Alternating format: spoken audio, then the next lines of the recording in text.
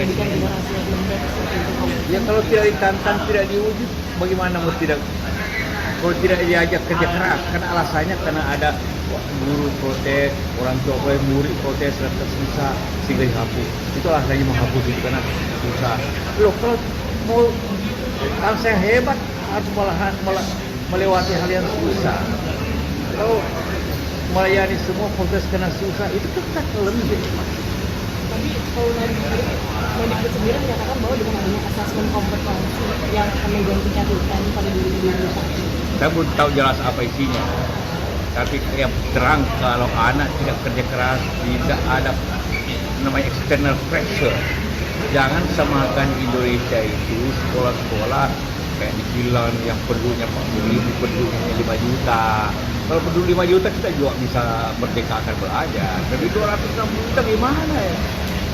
Tanpa standar yang internasional. Berarti Ya pasti lah. Karena nanti saya lihat kasih lihat ada semua trend. Begitu jangan cuma tidak menentukan keputusan lah.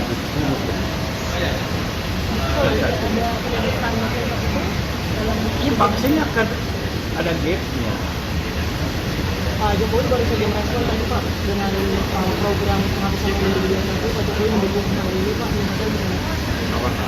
Pak Jokowi mendukung dengan penghapusan mendukung program penghapusan ini. Saya belum tahu beliau. Ya karena belum tahu juga, silakan aja. Tapi duitnya baru diketahui lagi efeknya 10 tahun yang akan datang. Kalau dari Menteri sendiri kan menyarankan dibalikan lagi ke sekolah misalnya lebih Ujian sekolah mengujikan apa yang telah diajarkan. Ujian nasional menguji apa yang seharusnya anak tahu. Ujian nasional enggak? Nah, bagaimana punya perasaan? Belajar keras kan? Iya. Nah, sebelumnya belajar tidak?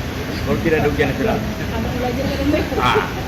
Itu jawabannya. Enggak, dokumen ini harus dikaji dulu. Sebenarnya harus dikaji Pak di pertimbangan. Ya, ini kan. Ya, Terima kasih ya Pak Jokowi.